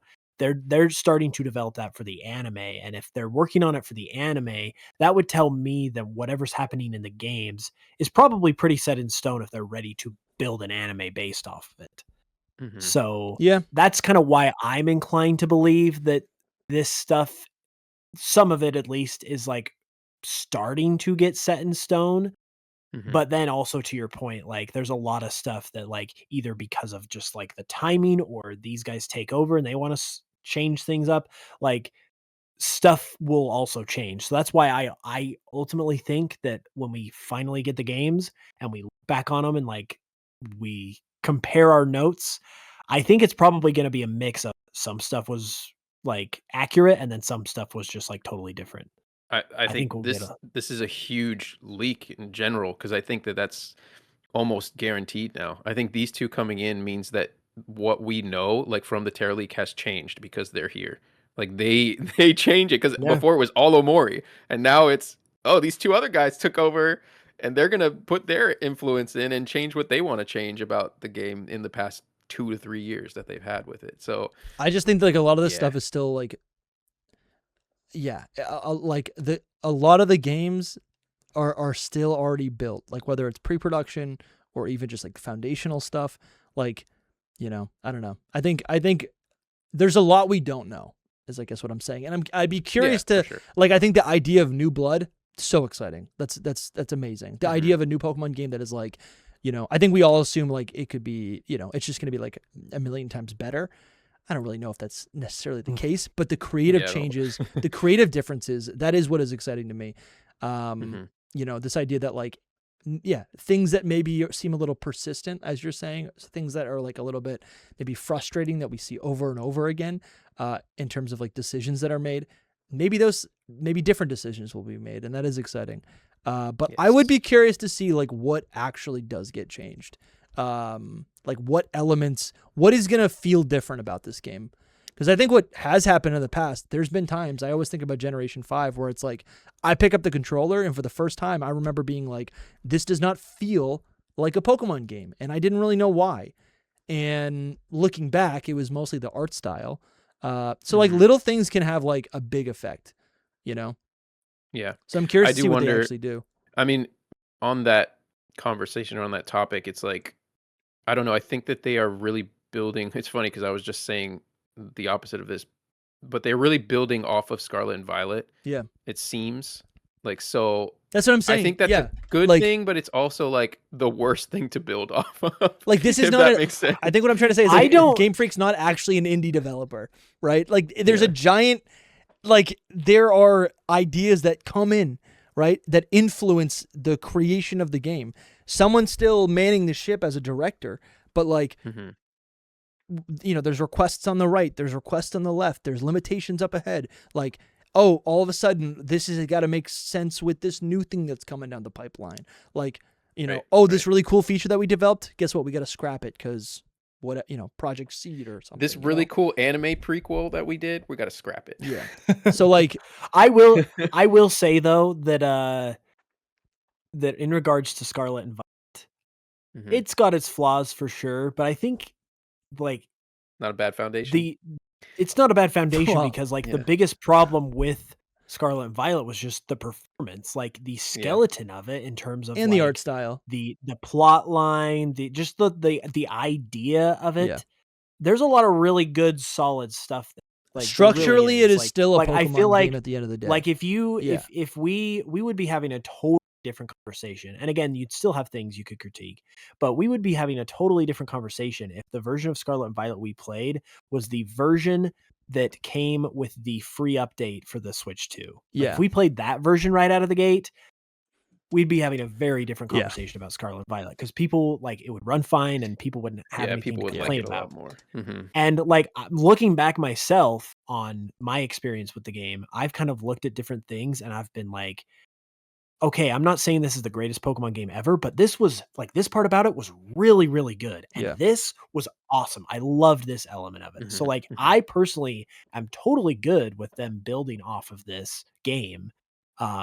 Because the biggest problems with it were things that are easily correctable. Like I would rather them build off of a game that was like terrible, like in terms of performance, because performance is easy to fix. If it was a game that was like terrible story wise, that's kind of harder to fix because like crafting a good story is harder than just getting a game to run smoothly. Like that's pretty easy for these guys. So yeah. I mean, in the sense, like we were just even reading from the Terra League, there's the 3 paths that they're going to do with Winds and Waves, like very similar to Scarlet and Violet. So like the same structure. Right. And then there's also how it looks.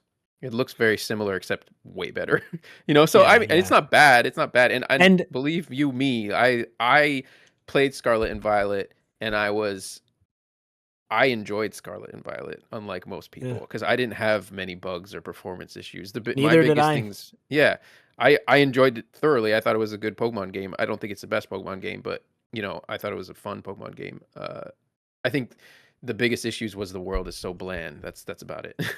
So Yeah. as long as they up that, either way with Pokemon games, I love them to be like visually different every time, or like some kind of conceptually different in a way, but build off of like the fun features that you had in the other games. That's what my Right. like sweet spot is, I guess. But we Yeah. can hope. It'll be interesting to see. They're very iterative off of each other because, I mean, if you just look at every single game, it's like Gen 2 is more polished looking than Gen 1, Gen Yeah. 3 to Gen 2. So, but they're like all kind of the same style. So like, even if you look at Gen 5 compared to Gen 1, they're the same style, just with like 10, 15 years of polish. And that's kind of where we're getting now. Like Gen 10 is kind of like the same style as Gen 7, but with another 10 years of polish added onto it.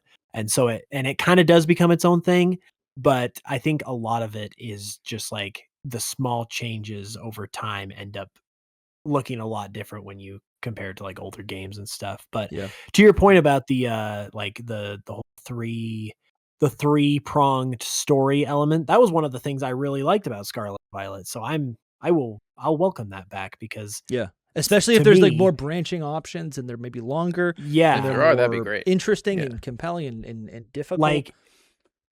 Like the actual region aside, I thought that it did a great job of giving you plenty of things to do within the region that you could also bounce around to. So nothing felt too stale at any given point, because if you were kind of wanting a break from the story, like the main like legend story, you could go fight a Titan Pokemon, or you could go battle Team Star. Like you could always switch it up and you could go anywhere you wanted.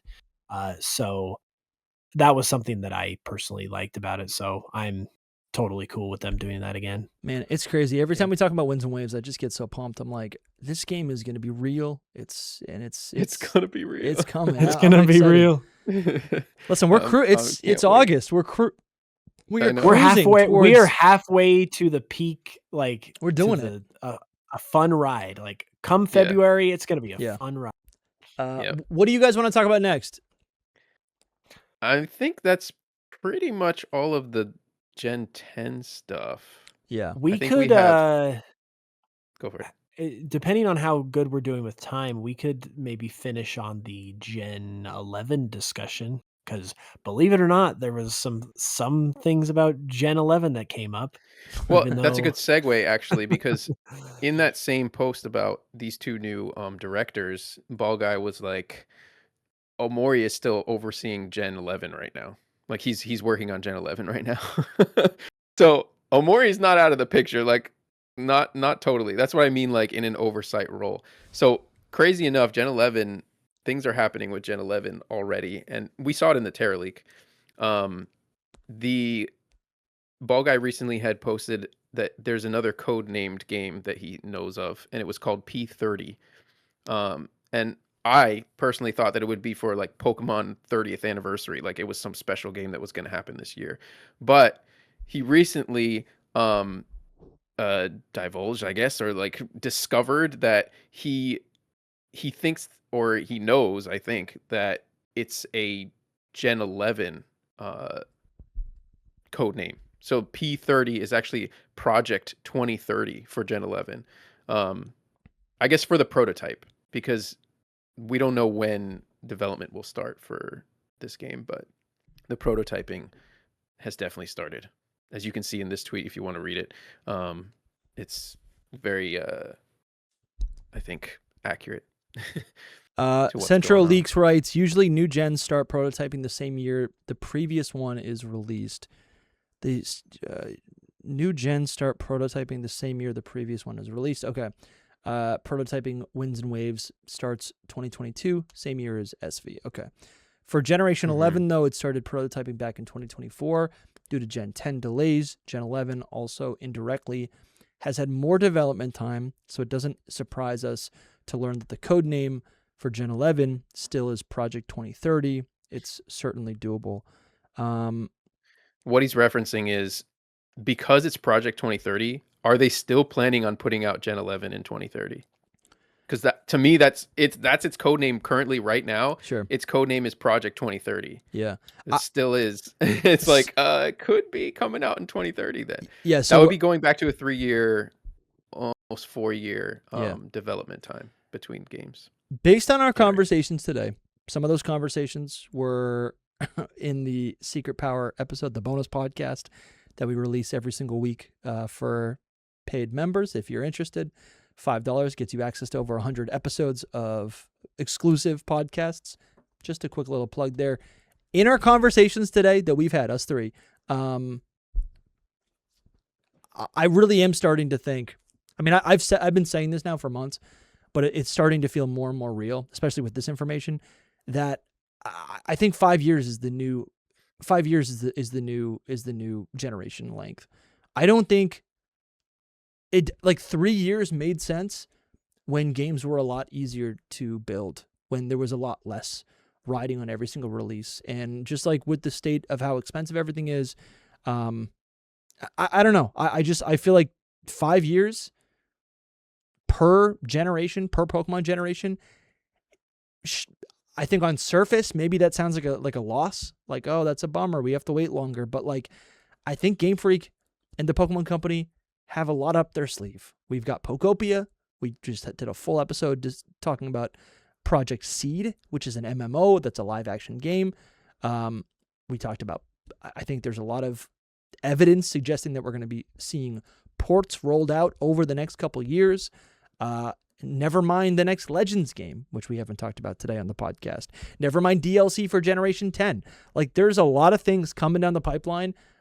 There's a lot of things that they could do. There's a lot of things that they are probably going to do to hold us over. Like, I don't think 5 years for a Pokemon generation, back in the day, it used to be our only game, and then we'd get a remake, right? But like nowadays, there's so much that they could give us in the interim, right? And Legends games could have DLCs. Project Seed could have DLC, right? Extra content. We could when they give us ports, there's extra content in those. Generation 10 is going to, I fully believe Generation 10 is going to have multiple DLCs. I think we're going to see DLC the year after it comes out, and then more DLC after that. I'm not as confident on those things. I know it's going to have a DLC, like, because we know from leaks that it will have a DLC. But we did also learn in the Terra leak that DLCs weren't performing well for them, and they're not sure if they even want to continue on with DLCs. They'll be doing DLC. They will be. I know they will, but they're going to see how it goes. I don't expect DLC for Legends 3 even. Like, that's not a thing in my mind. But I do think these are all possibilities. Project 30. And I think what I'm trying speculation. What I'm trying to bring up is that, like, back in the day, we get one game and then that's our game, and then maybe we get a third version, right? And then depending on the generation, maybe we get one more set of games that are a remake. But sometimes we didn't get that. In Generation 5, it was 3 years and we only got, I don't know. I just think 3 years was a good number back in the day, but I think nowadays 5 years, that's not bad. I mean, I think they can make some amazing things this generation. Going into Generation 10, I think we can see some amazing games. I really do. I believe it. My faith has been restored. I really think we're going to be impressed. I think it's more about how much money they want to make in what a period of time. Well, they're not going to make any money if they put out unfinished games. These are the big money sellers, though. They are. They made so much money with Scarlet and Violet. Like, but you know what I mean? Like, yeah, but that's what broke fans. That's what broke our faith in Game Freak, I think. You say or, that, or it was it was a bunch of different decisions within like a 3-year period from generation. I think Winds and Waves 9. is gonna crush, and they're gonna be like, we need to put out our next generation as soon as possible. And I think they better make sure that they are already working on it right now. Like, guaranteed, they're working on Gen 11 already. And so it's just like, oh, for sure, they're working. Yeah, I know they're working on Generation 11. I'm just saying, like, I think Generation 11 is probably going to come out after 2030. I do not think it's coming out in 2030. I do not agree believe with it at you, all. but I think at most 2031. I don't think that it's that. I think it was pushed back by a year because of winds and waves, possibly. I think the whole reason why it still could, it apparently, according to this, started in 2020.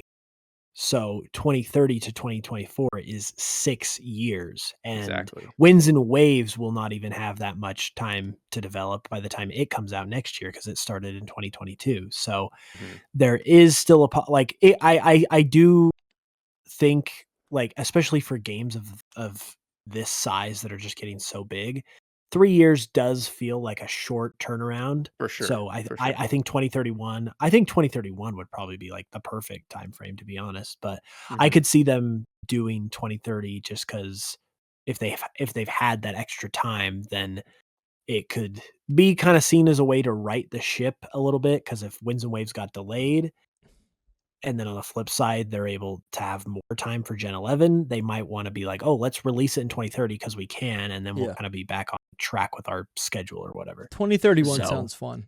Fine. I think I'm just trying to, like, I really think we all need to get comfortable maybe with, like, waiting longer in between generations. I think that's what we're going to be seeing going forward. What I want to say, though, is that you said just a second ago that waiting 5 years is fine. And for me, I'm like, it's not fine, because if we only get a new generation every 5 years, that means I'm only gonna get like a handful more before I'm retired and old. Yeah. Like I need as many. I'm approaching that age. No, but they're giving us these new games. You know, we're getting, instead of like the growing up, all we got were like stinking remakes. Now we're getting legend stories. Like we're getting like full new time periods and eras. Yeah. I think, I don't know. I just think there's getting lots of stuff. I don't know. There's a lot.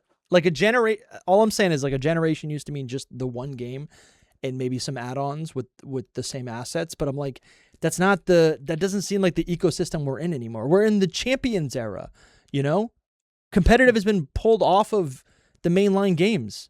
Like VGC is in its own hub now. Like I think we're Generation 10 is, and not, I don't mean Winds and Waves, but Generation 10, this next generation is going to look a lot different. Every generation continues to look more and more different. So I think Gen 10 is going to be just kind of wacky. Yeah, we'll see. I have my doubts about how the future looks, but yeah. Do you I like think are you dubious? Like do you not think I'm it's going to be dubious of good? Legends games continuing. I'm dubious of when Seed is actually going to come out because of how big of a project that sounds. So I'm just thinking that they could be focusing on Gen 11. And I also think that they want to go back to putting out these games as soon as possible. I think that all of those things, that's like where my mind is. So I wouldn't be surprised that their game that they still call Project 2030 comes out in 2030. So I could see maybe a delay because of Winds and Waves, but I think they want to go back to 3-year development times. And it looks like 3 years to us, but like Hoop said from this tweet, like, it's been 6 years. It's just that to us it looks like 3 years. That's a good point. Between the games. Well, but I don't know. That's because there's like there's a lot of resources that go on in the background. Like people are taken off of projects to work on stuff behind the scenes. Right. There's two teams too, you know. It's not just like one team works on all these things all the time. They're always moving people around for different things. Yeah. And I could see 2031, but I think 2030 is very possible, and then Seed might come out after that. Personally, I think that's an option, but we'll see. It's all speculation. The code name Project 2030 is just a code name. So like, just because that's what it was named initially, like that doesn't really. It's called 2030 because it's just the next gen game, but I'm like, it doesn't actually need to indicate when we're gonna see it. You know? Yeah. I don't know. That's true. Because it could be. It's like when. Yeah, I guess I'm just like. I guess I'm thinking to myself, like, yeah, like, is this just, I mean, I guess Gen 10 could be a short, like, generation, but, like, that doesn't make any sense. If they've got all these other games in development that, like, are supposed to be in the Gen 10 ecosystem, those are now being pushed out. It's like those games also need time to release. you know? Yeah, but I mean, we've seen what they've done with Legends games. Yeah. They just like rush them out. Yeah. And I Yeah. think it's not that Gen 10's gonna be short. It's the normal regular amount of time Yeah. and possibly extra year. You know, like Yeah. so I don't So think either way. I think now that we've experienced this longer gap where like, oh, that's gonna be short, but no, yeah. actually this is the Oh, to me, this is like almost the abnormal time that we're living in. But we'll see. yes, We it can't is. know. Maybe.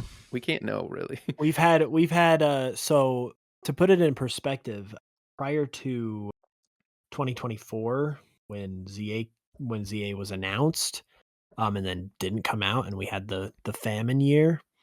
They had come out with a Pokemon game, like a main series one, not even a spin-off, every year before that since 2016, hmm which is I almost a don't. decade of straight Pokemon games every year. And then 2024 was the first year in that time that we didn't have a game. And then obviously we had a game last year, and now this year we don't have a game. So like 2 out of 3 years not having a game when the previous decade we had one every year is extremely unusual. And with All those people got to get paid. A, I hate it. B, I think it is unusual because like I think with everything we're talking about Winds and Waves, we're talking about Seed, we're talking about Legends 3, we're talking about like Gen 10 DLC. We're talking about like tons of projects. And so I really do think that Gen 10 will right the ship a little bit in terms of getting back to that consistent schedule just because there's so much stuff that they're working on. They Like got a lot of ideas. I mean, they, we're they spoiled almost clearly, but they can't really like some of this stuff won't come out for a few years, but like they can't exactly afford to release these games every other year either, because then it's like, okay, well, Seed's not coming out for like 8 years then if they do it every other year because they've got so much stuff to that they're working on, and obviously they got to release it. So yeah, it's a good point. We'll see though. We just don't know. Could go the other way too. Dusty could be right. I have no idea. I just think I think what is attractive to me is all of these like fun new projects. I'm having a blast with Pokopia, and so I just think a lot of the narrative is like, That's just, oh, it that's a needs to side. be That's like, a oh, the new games need to be. Yeah, I know they're side games, but like it's a projects. spin-off, so it doesn't. But that's by your definition. Project Seed is a spinoff. Pokemon Champions is a spinoff. The ports are a spinoff. They're not a. It's not the mainline game. You can say something's a spinoff, but it doesn't mean it's not a Pokemon game that is still being worked on by Game Freak and is part of like the larger story. You know what I'm saying? Like Kind of. it doesn't matter if Pokopia it's a spinoff. is- It's still a product that they want to sell and they want to push, and they're backing it, and it's selling. Pokopia, whatever. That's there's games that I want to play. There's like new Pokemon games that have been teased and hinted and rumored that I'm like, I want to see those. And we'll talk about one of those next. But like I want to see those. And I'm like, I guess it bums me out to think that like, oh yeah, Generation 10 is just going to be a blip. And then they're going to move on to the next game. And I'm like, okay, it won't be a blip though. Yeah, but like Scarlet and Violet, yeah, I played it, but that was the first game where I'm like, I literally talking about Bank, right? People are talking about Bank and Home.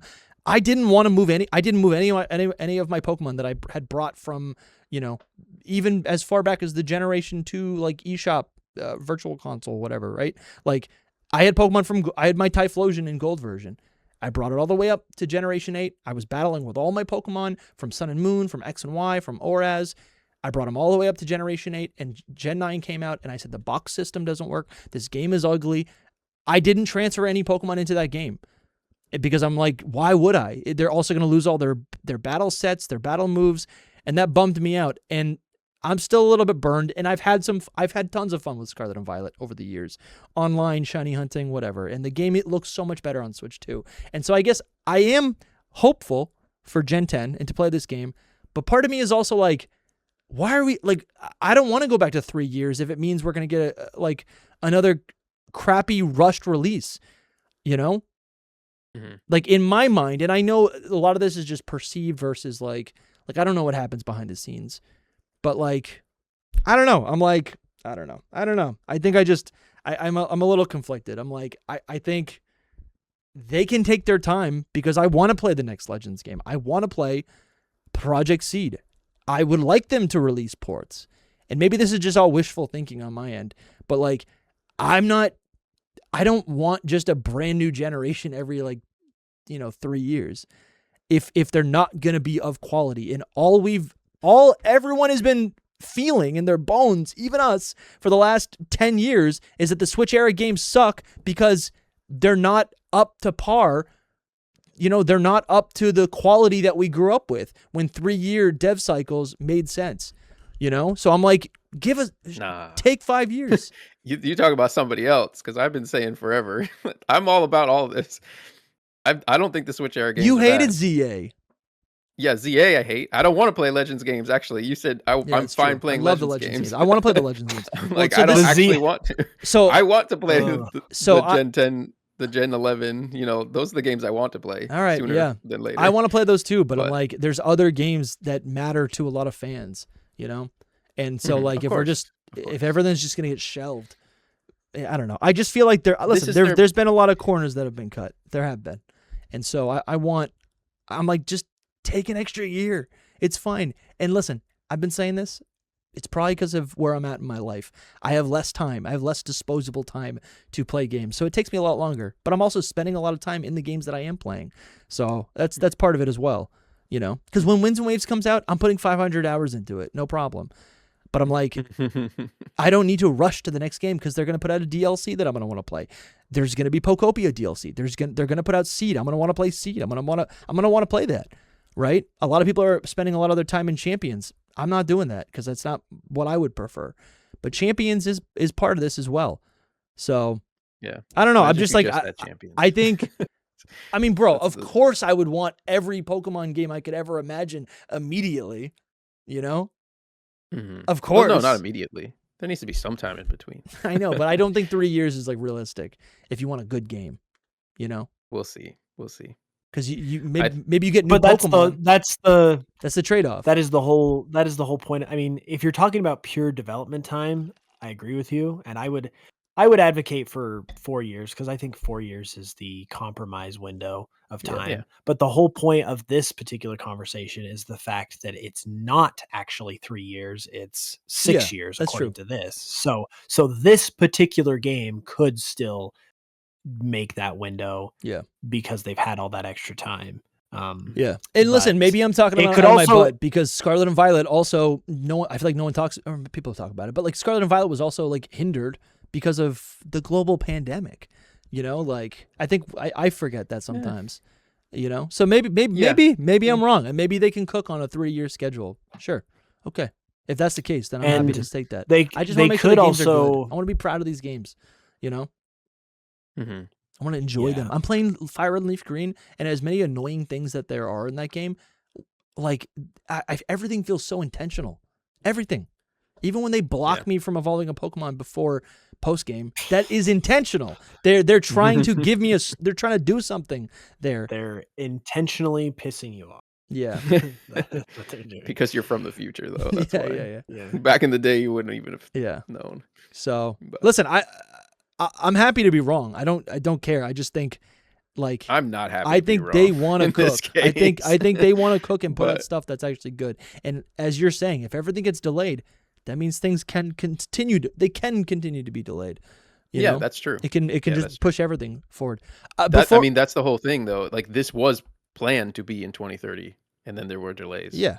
Already. So 2030 is hilarious. That's crazy. That's 4 years from now. Hope you guys are enjoying the episode so far. I wanted to come in and interject really quick, though, and tell you guys about the merch store. If you enjoy the pod, this is a great way to help us keep going, and you also get some amazing merch out of it. I particularly wanted to highlight the Aurora Beam tee. I personally have this one. It fits perfectly. The style is just so good. It's a great way to rep Pokemon, rep the pod, help the show keep going. It's just fantastic. So give it a look. Love this one, man. Whenever you can. Guys. And just grab yourself some merch. The little snow runt. Thank you guys. So the other news story is that potentially people are talking, and potentially the code name for the next Legends game which is rumored to be, to take place in the Galar region 1,000 years in the past. Pretty cool. Apparently, the codename has shifted of this Legends game, suggesting that maybe the Legends game no longer is taking place in the Galar region, is maybe based on something else. Do you guys want to talk to me about what, or Soul? Do you want to? Explain this for people? Yeah, it's been known for a while. Ball Guy leaked a image of a Murkrow and it said Karasu, and many people assumed that it was the Legends 3 game, but we have Ringo, that's the code name for Legends 3. Then we have the This is new information though, right? Because we have the wishy-washy leaker, and he was like, Karasu is Legends 3. Okay. So this is a new claim. Most people assumed that already, but I was in disbelief. I want the Legends Galar game. Yeah, see, so there you go. Yeah. But I don't think that a lot of people are thinking that it could count it out, and I think there's a percentage that maybe it counts out Galar, but I don't think so. I think that they just changed names from the prototyping phase to the actual development phase, which I explained earlier. Like, I think that it was Ringo in prototyping, and now in Karasu, that's its actual code name that we will know for time and all of time. Okay, so we are still thinking it's still a I Galar personally game. I do. I personally Okay. still think it's Galar. I still think it's the same project. I do think that things can change in the development process. Obviously, if you look at anything from ZA's development, like they weren't even thinking about real-time battles, and then in the middle of it they were like, let's do real-time battles, and completely changed it. So because the thing with Ringo or Legends Galar, let's call it, is that it had like this weird Pikmin style of gameplay. I should probably pull And this so up. I don't know if that actually lasts through this whole development phase. We'll see. Is it the same exact project? Changes happen, Yeah. So I don't know. Is it the same exact region? Most likely, because it's a foundational thing, Well, But- I mean, I don't know if you just said it here, but like, the story goes is that originally we were supposed to get a Legends Johto game, and then it was like just like Mhm. scrapped, and a new code name popped up, and then we ended up with Legends ZA. We won't talk about whether that's good or bad. But I think a lot of people confuse that a bit, whereas that never, like, I don't think that was even prototyped. Yeah. The Legends Johto game. It was just a conceptual thing where like, this is the story of Legends Johto. We're gonna do this, and they never even started on it before they were like, okay, let's do ZA. Obviously, I don't have that anything to really back that up though. Maybe they did. I don't know. But so it's interesting. I guess, listen, I still hope we're getting our Legends game. That would be wonderful. Mhm. Or our Galar game. That would be wonderful. Yeah, me too. A lot of people don't want that.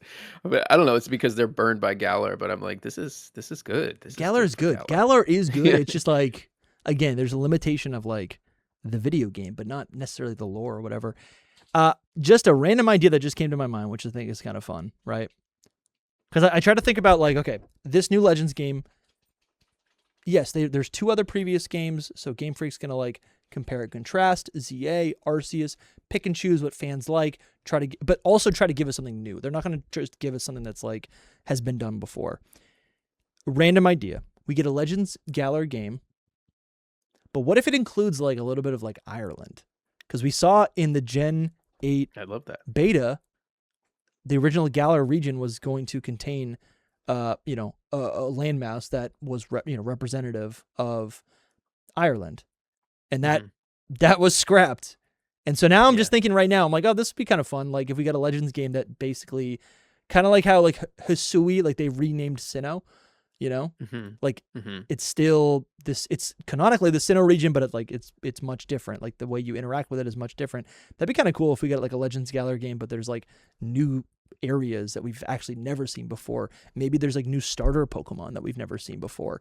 What if they kind of break that tradition or something? You know what I'm saying? Like if the thing, Yeah. Like I'm thinking about the things that like people maybe don't like, not that they don't love it, but the things that like, I'm asking myself, what are the things about the Legends games that don't stand up to the mainline games? Maybe it's that there's not new starter Pokemon, like brand new starter Pokemon. Maybe it's that it's not a brand new region, like That'd be kind of fun. Like they could bend what this Legends project could be enough to warrant a code name change, right? Yeah, But maybe. still give us that game. I'm kind of this sounds so fun.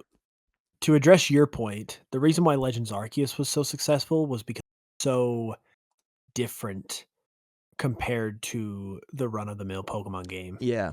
Like, you had starters from different generations. It was set in the distant past. Like, Pokemon were people were scared of Pokemon. Yeah. Like, Yeah, you the had alpha whole Pokemon. catching mechanic. Like it was just such a twist of the formula. Yeah. And then comparison, why Legends ZA was received so much more like harshly by comparison is because it was much more standard and traditional. The only thing that was really a change up was the battling. Yeah. Everything else was very like Which is modern, significant. traditional Yeah. Pokemon.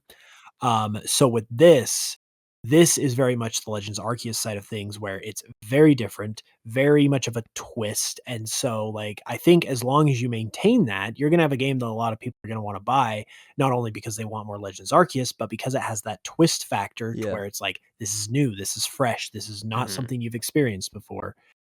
So I feel like, the gameplay needs to be good and all that stuff, but like, as long as it's got that, I think it's going to do just fine. And I think, as far as like the future goes, I feel like this game will honestly end up being a little bit of course correction, where it's like, okay, Legends Arceus cooked, ZA was good, but it didn't quite cook as much, had a lot more problems.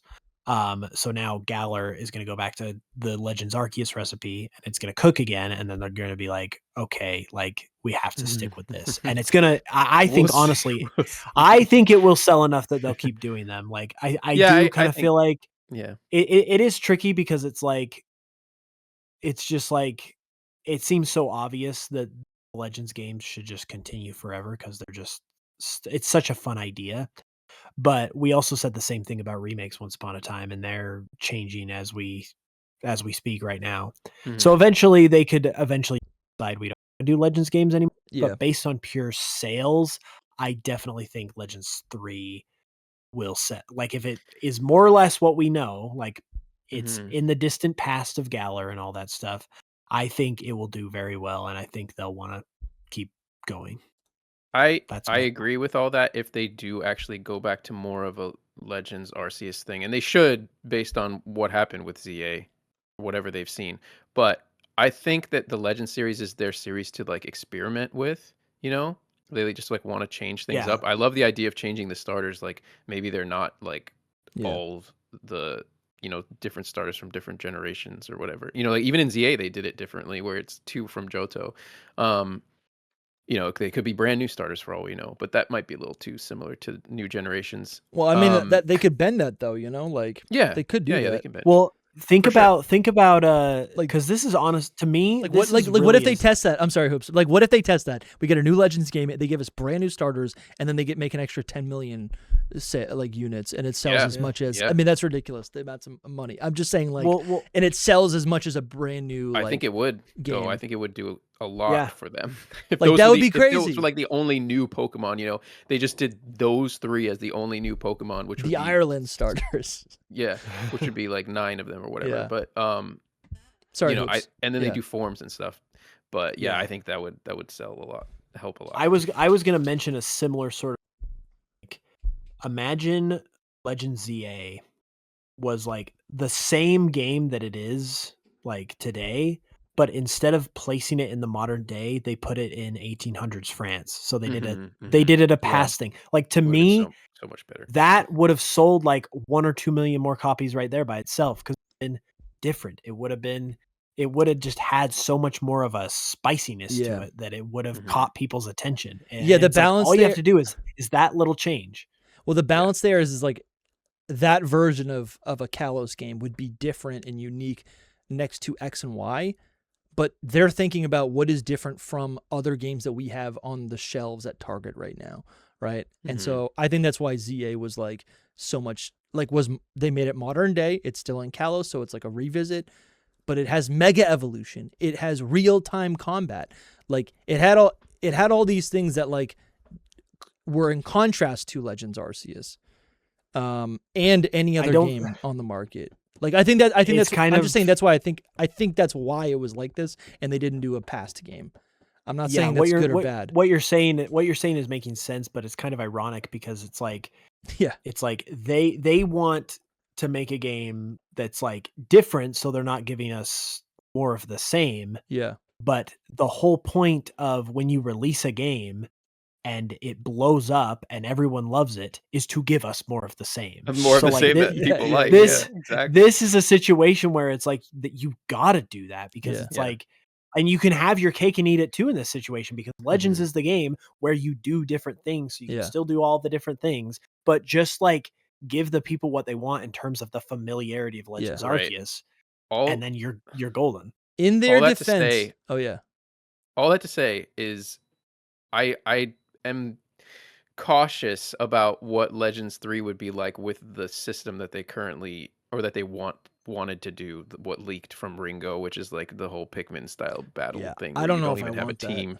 Yeah, no, but that's so different to the point where you're like, this is something that will put fans off because I'm not saying the real-time battles were bad, but it put normal Pokemon fans off from it. Like maybe normal is not the bad word. Like hardcore Pokemon traditional, fans just traditional. Yeah, traditional. Yeah.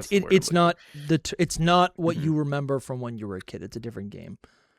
It's a little too experimental in a way. So like it was if they somehow bring it back to more Legends Arceus, then all right, cool. I do think experimental should happen in a Legends game. Like I feel like that's fun to change it up. But the Pikmin thing could be good if it's only for the Gigantamax battles, and then everywhere else it's like standard, Legends Arceus battling. Because that makes sense. It's like you have like 10 Pokemon or 30 Pokemon fighting this giant monster creature. That's kind of fun. I think I just want for this conversation. Going off of Hoops' point, that's all. Absolutely. Like, selling well.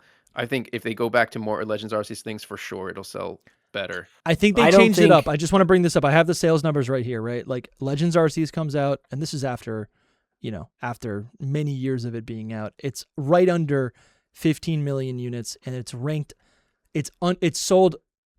It's performed about the same as Let's Go Pikachu and Eevee, Brilliant Diamond, Shining Pearl. It's sold about the same as, I guess, actually, honestly, it's sold about the same as Omega Ruby and Alpha Sapphire. I guess most Pokemon games sell around 17 to, I guess, 14 million units. I would say remakes do. Yeah. But yeah. They typically or most Pokemon games sell around there. The best selling games are well above it. But around, I want to say like 17 to like 14 million units, and then it kind of dwindles. It jumps to 12, and then the third versions get even less and less. But I think what I'm just trying to say is like Legends Arceus sold pretty middlingly, and then I think the part of the experiment was like, well, let's do something different because people will buy this, we'll make our money back, but like let's now experiment a little bit more. And I think what they didn't maybe account for is that like the fan reception of Legends Arceus is so much stronger than a lot of the other games that it's sold similarly to. People don't talk about Legends Arceus the way they talk about Let's Go Pikachu and Eevee or Brilliant Diamond and Shining Pearl. Like Legends Arceus is held in high regard. And I do think that's important. And maybe so many years later, they're considering that. And that's why maybe we're going to go to like do a game that's like, still back in time, but it's got this extra element of being like medieval fantasy, right? So there's dragons and knights. Like that's cool. And I think, so I do want them to experiment more. And ZA didn't sell bad. It sold better than Heart Gold, Soul Silver, for the record. The best Pokemon game of all time. The timing of years though with sales is totally totally to put into play. Totally. Yeah. No, I mean, as long as they go back to old Gala or old Johto, I mean, I'm excited about Johto, that. No matter Johto, what. Yeah. Because the thing is, Karasu could mean that there's like in my mind, like a 10% chance that it's Johto. It's like it's still possible that they might have changed the whole thing. If Karasu means Crow, if they changed from, yes, it does mean Crow. Then I would think that makes me think about like Jon Snow. in Game of Thrones. It makes me think of like, crows. Well, Ball Guy posted it with a Murkrow picture. Yeah. And I think that was intentional. It's a crow. Yeah. What's worth But you mentioning? know who else has a crow? Galar does. Oh, true. Corviknight. Yeah, you're right. With Corviknight. Mm-hmm. What is worth mentioning though is that if they can change from Legends Johto to Legends Kalos, they can change from Legends Galar to something else. Legends too. Alola. Oh Lord, please. So- Maybe Necrozma is the crow, the black crow. Yeah. It's funny with the whole Pokemon Bank thing. A lot of we're really gonna miss Gen 7 games. So Yeah. who knows? I think there's a world where we get a. I don't know. I want them to do HD remasters of some of these 3DS games, and Sun and Moon would be the only one that they would have to do. If they give us ports of all the DS games, and then they just give us an HD port of just a HD remaster of Sun and Moon, beautiful. That game looks so good in HD. And then we've got every single Pokemon region. Anyways, I don't know where I'm going with this. I'm getting a little tired, guys. Thank you guys for listening. Thank you guys for hanging out. Is there anything else that you want to talk about today on the podcast? Pretty much it. Yeah, I think that's pretty much it. All I right. think we covered it. If you guys want to keep listening, maybe you're disappointed that the episode's that the episode's ending, and you want to keep listening. There's a link in the description, and you can join. You can become a member of the Hall of Fame, the Hidden Power Hall of Fame. $5 gets you access to over 100 podcasts, live streams, bonus episodes. You can unlock literally hundreds of hours of content and speculation for just $5. So we appreciate it. That's a great way to support the show. But take care of yourself first. And a subscription will do just fine. Just hitting the subscribe button. Thank you guys for being here. We'll talk to you soon. Bye-bye. We'll see you next week. Bye-bye. Bye. Bye.